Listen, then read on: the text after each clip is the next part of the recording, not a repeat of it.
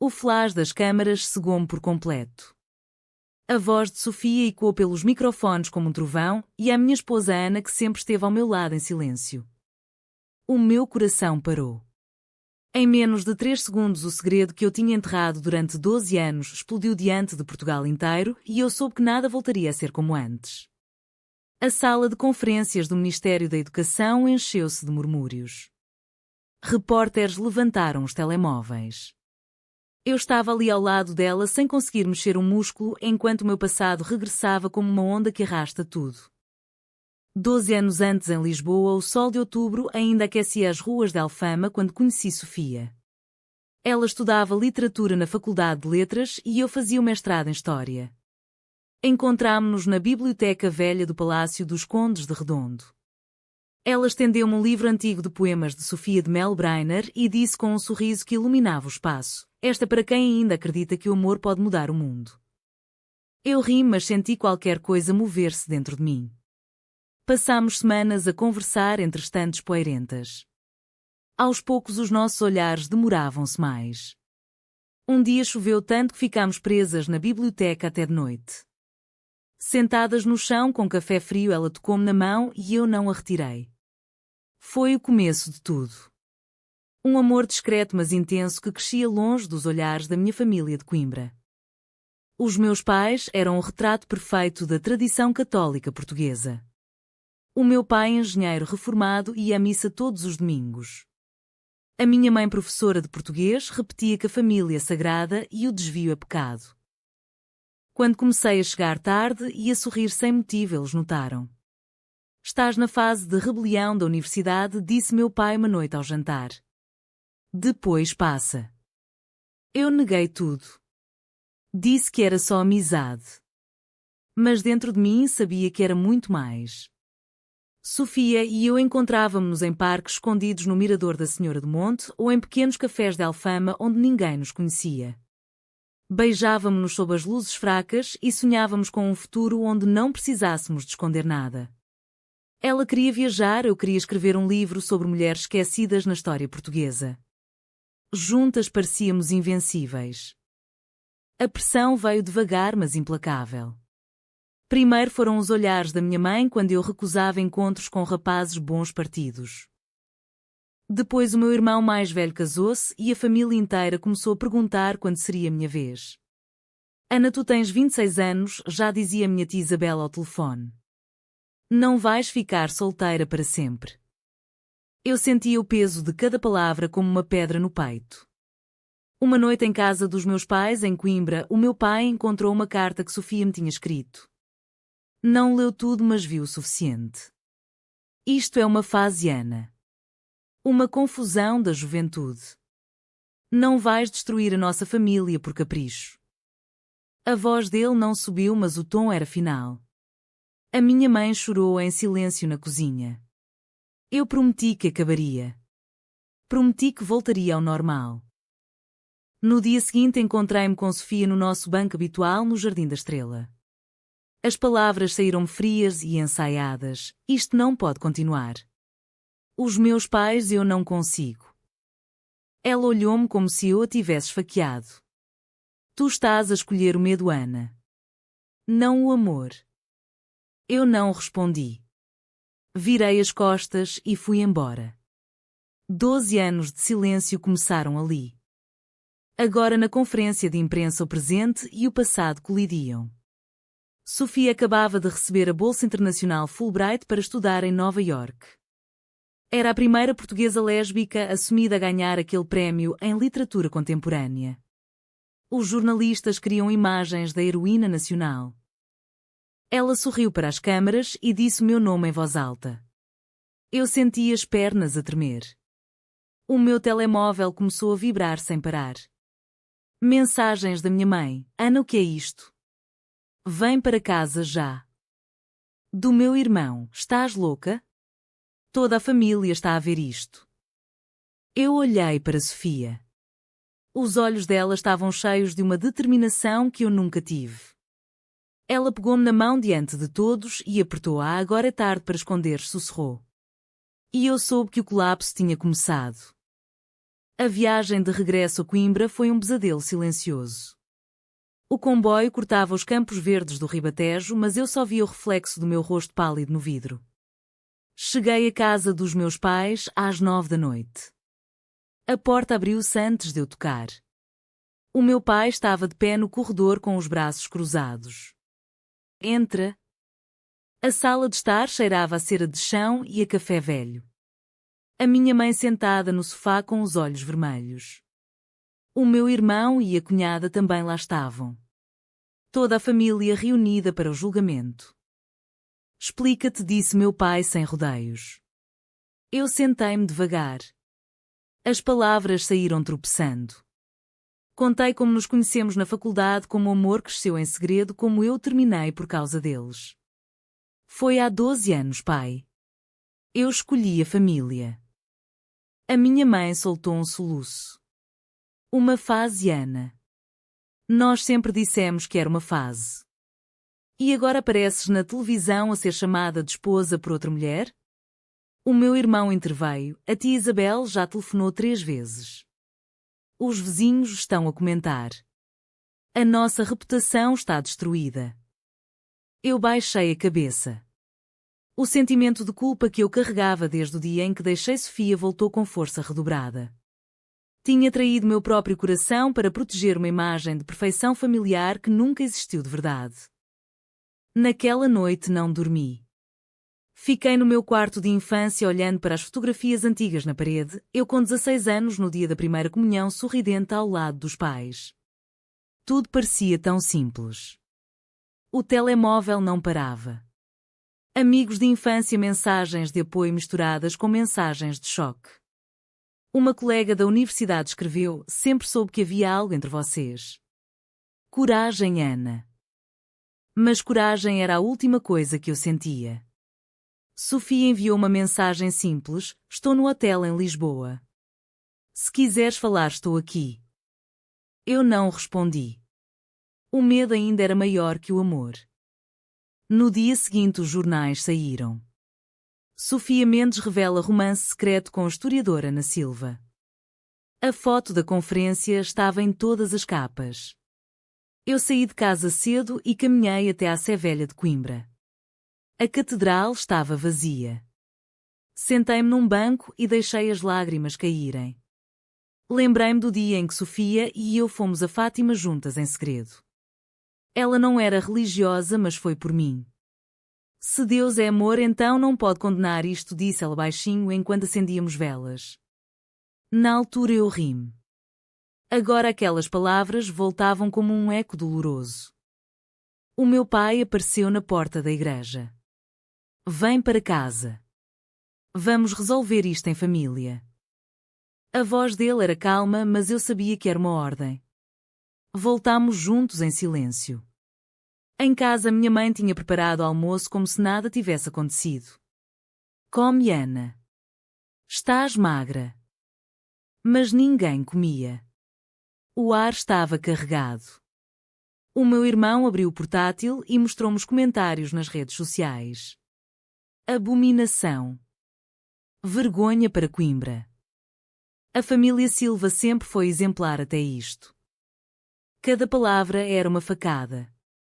Eu levantei-me e fui para o quarto.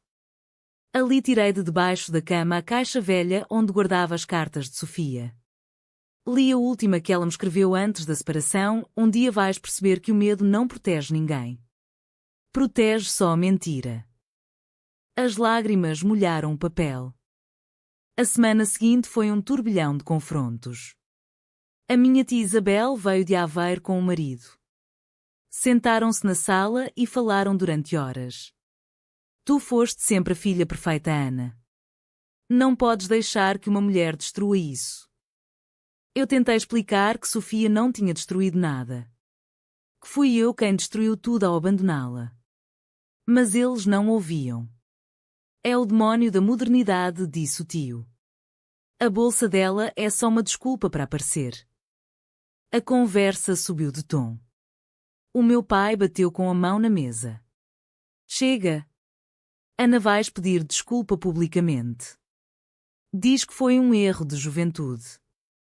Eu olhei para ele incrédula. Desculpa por amar? Nunca. Nessa mesma tarde, Sofia ligou. A voz dela estava firme. Vou para Nova York daqui a 2 semanas. Antes disso quero ver-te. Em Lisboa. Só nós. Eu aceitei. Encontrei-a no café do Mirador de São Pedro de Alcântara. O vento de outono agitava as folhas. Ela estava mais bonita do que nunca, com o cabelo curto e o sorriso que eu nunca esqueci.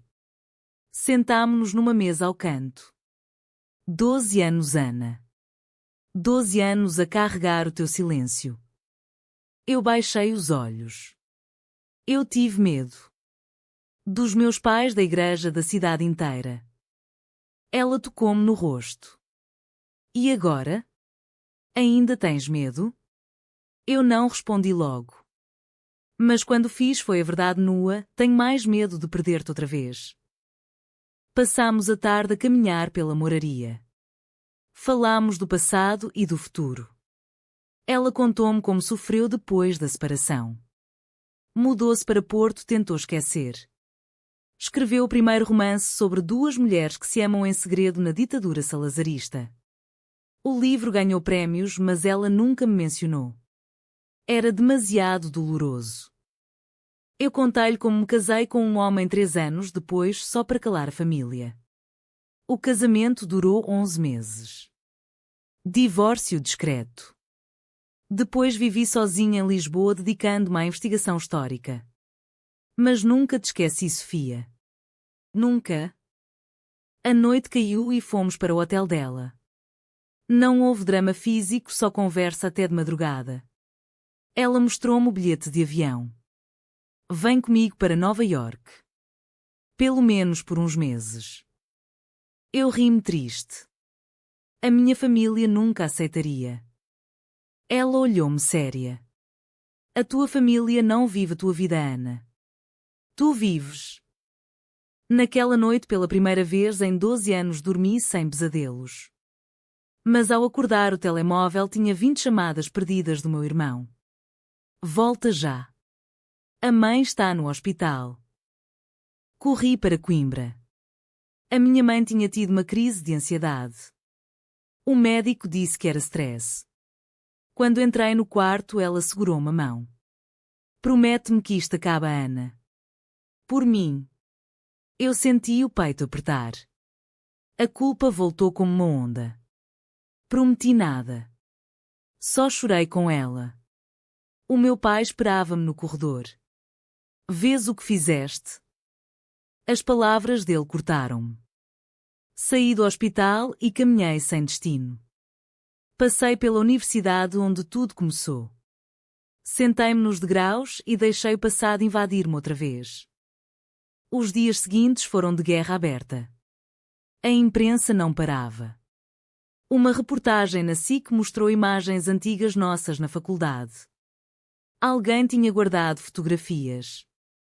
O meu nome aparecia em todos os sites. Historiadora de Coimbra escondeu relacionamento lésbico durante 12 anos. Os vizinhos pararam de cumprimentar. A minha tia deixou de atender as chamadas. Até o padre da paróquia ligou para conversar. Eu sentia-me exposta como nunca. Sofia regressou a Lisboa por 2 dias antes de partir. Encontrámo-nos no Jardim Botânico. Sentadas num banco, ela segurou-me as mãos. Eu não te obrigo a nada, Ana. Mas se quiseres lutar por nós, eu estou aqui.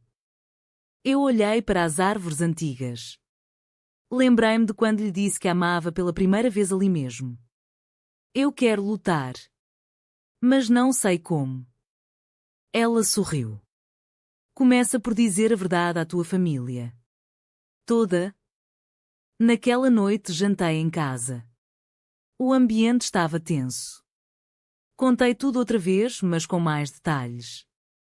Como sofri, como chorei, como quase me destruí. O meu irmão levantou-se.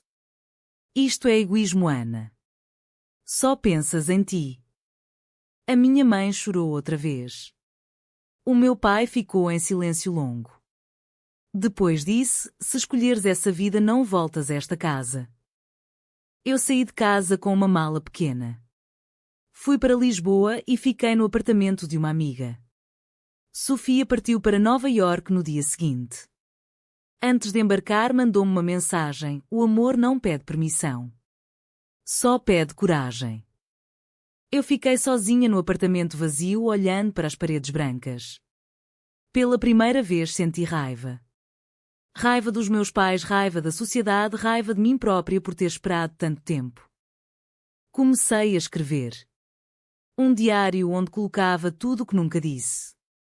Escrevi sobre o dia em que terminei com Sofia, sobre o casamento falso, sobre as noites em que acordava a chorar. Depois decidi transformar aquilo em algo público. Enviei um e-mail para uma revista de Lisboa propondo um artigo: 12 anos de silêncio, a história de uma mulher que escolheu a família em vez do amor. Eles aceitaram imediatamente. O artigo saiu 2 semanas depois. A reação foi explosiva. Mensagens de apoio de mulheres de todo o país. Algumas mães que passaram pelo mesmo. Mas também insultos. A minha família parou de falar comigo completamente. 3 meses passaram.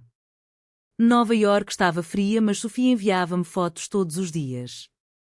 Eu trabalhava numa biblioteca em Lisboa investigando mulheres portuguesas que viveram amores proibidos no século XIX. O trabalho dava-me paz. Mas o vazio continuava. O meu irmão mandou uma mensagem curta: a mãe pergunta por ti. Eu respondi: diz-lhe que estou bem. Não era verdade. Eu não estava bem. Sentia-me dividida entre o passado que me condenava e o futuro que me chamava. Decidi ir a Nova Iorque. Comprei o bilhete com o dinheiro que tinha poupado. Quando aterrei, Sofia esperava-me no aeroporto com um casaco vermelho. Abraçámo-nos como se o tempo não tivesse passado. Os dias seguintes foram de redescoberta. Passeámos pelo Central Park, falámos até de madrugada. Ela apresentou-me aos amigos dela na universidade. Pela primeira vez senti-me livre. Sem olhares, sem julgamentos. Uma noite no apartamento dela em Brooklyn, ela perguntou: queres casar comigo, Ana? Quando voltarmos a Portugal. Eu ri-me, mas as lágrimas vieram. Sim. O regresso a Portugal foi marcado por uma entrevista na RTP. Sofia e eu sentadas lado a lado. Eu falei abertamente pela primeira vez. Neguei o meu amor por medo. Hoje escolho a verdade. A entrevista correu em todo o país. A minha mãe viu-a, telefonou-me às 3 da manhã. A voz dela tremia.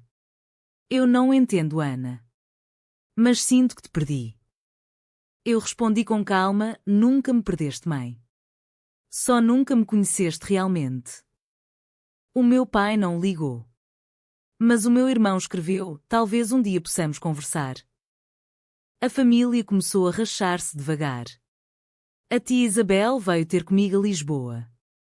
Eu também tive uma amiga especial na juventude, confessou com vergonha. Mas enterrei isso. Conversámos horas. Ela abraçou-me antes de sair. Pequenos sinais de mudança. Mas o meu pai continuava em silêncio. Sofia e eu planeámos o casamento discreto em Sintra. Só amigos próximos. No dia da cerimónia recebi uma mensagem do meu pai: seja feliz, filha. Não era perdão completo, mas era um começo. Eu chorei no vestido simples branco. Sofia segurou-me a mão. Chegámos aqui, Ana. Depois de tudo. O casamento foi simples e bonito. No Palácio de Sintra, com vista para a serra. Sofia e eu trocámos alianças sob o sol de primavera. Os nossos amigos aplaudiram. Uma semana depois mudámos para um apartamento em Lisboa com vista para o Tejo. A vida começou a normalizar-se. Eu continuei a escrever o meu livro sobre mulheres esquecidas. Sofia dava aulas online. Aos fins de semana íamos a Coimbra visitar minha mãe. Ela ainda chorava às vezes, mas começava a aceitar. O meu pai nunca veio, mas enviava mensagens curtas no Natal. Um ano depois, Sofia recebeu outra bolsa para regressar a Nova York. Desta vez eu fui com ela. Sentadas no avião de mão dada, olhámos uma para a outra. Valeu a pena esperar, disse ela. Eu sorri. Valeu cada lágrima. Hoje, olhando para trás, vejo que o segredo que quase me destruiu foi também o que me salvou. A pressão familiar, o julgamento da comunidade, a culpa que carreguei durante anos transformaram-se em força. Aprendi que o amor verdadeiro não se dobra perante tradições. Ele espera pacientemente até que tenhamos coragem de o viver. E tu, leitor, achas que a redenção chega sempre a tempo quando se nega o amor por pressão familiar? Verdadeiro ou falso?